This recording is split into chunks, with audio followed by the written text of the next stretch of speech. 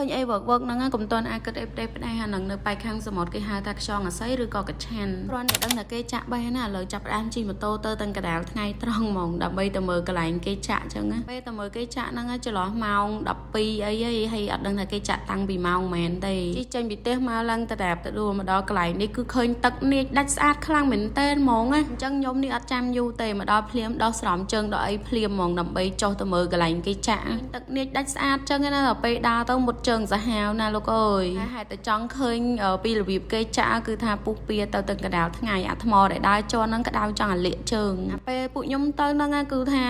មានបងប្អូនគាត់ចាប់ផ្ដើមឡើងមកវិញព្រោះសារពេលទៅហ្នឹងគឺទឹកចាប់ផ្ដើមចូលមកវិញតិចតិចឯនេះសួរបងដែលគាត់ទៅចាក់ហ្នឹងគាត់ថាគាត់មកចាក់តាំងពីម៉ោង10ហើយទឹកនេចាប់ពីម៉ោង10ហ្នឹងហើយដល់ពេលពួកខ្ញុំទៅម៉ោង12ហ្នឹងគឺទឹកចាប់ផ្ដើមចូលមកវិញហ្នឹងពេលទៅដល់ភ្លាមហ្នឹងឃើញអ៊ីគាត់ចាក់បានមួយហើយឃើញបងផ្សេងទៀតគាត់កំពុងដើរបដាមកផ្ទះវិញដែរអញ្ចឹងណាហើយមកដល់កន្លែងនេះខ្ញុំឃើញពូគាត់ចាក់បានអូយនេះវាចេញមកឡើងព្រុចព្រុចចឹងហ្មងណាហើយបើនិយាយពីរបៀបដែលគាត់ចាក់វិញអត់មានអីពិបាកទេ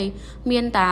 ធុងដាក់មួយហើយនឹងអាកំប៉ុងកបោគាត់ហ្នឹងហើយឈើដូងយកមកគ្រាន់តែយកអាឈើកបោហ្នឹងបតក់ចូលតាមរុនហ្នឹងបន្តិចវាចេញមកខ្លួនឯងហ្មងហើយដើរឃើញមឹកទៀតអូយខ្ញុំឆ្វាក់ហ្មងការជំនាន់ចាប់អាគាក៏ដើរជួបមឹកហ្នឹងដែរនិយាយទៅមឹកហ្នឹងសម្រាប់ខ្ញុំខ្លាចខ្លាំងហ្មងស្ដាយបើទៅពេលព្រឹកបន្តិចប្រហែលជាបានឃើញបងពូយើងគាត់ចាក់បានច្រើនជាងនឹងទៀតហើយបងចង់ស្គាល់ជាមួយនឹងកឆាន់ឬក៏ខ្យងអាស័យហ្នឹងបងប្អូនមិនបាច់ចាំហត់មកចាក់ហាក្តៅទេបងប្អូនអាចដាក់កំងតាម page cooking with ស្រស់បានឆាន់សមុទ្រនេះបងប្អូនចង់យកទៅធ្វើម្ហូបអីក៏ឆ្ងាញ់ដែរតែបើសិនជាយកមកធ្វើជាប្រភេទជ្រក់អញ្ចេះវិញញ៉ាំជក់មាត់ខ្លាំងហើយបងប្អូនចង់ញ៉ាំអីអាចដាក់កំងជាមួយនឹង page cooking with ស្រស់បានឬក៏តាមរយៈ Telegram នៅខាងលើហ្នឹងក៏បានដែរ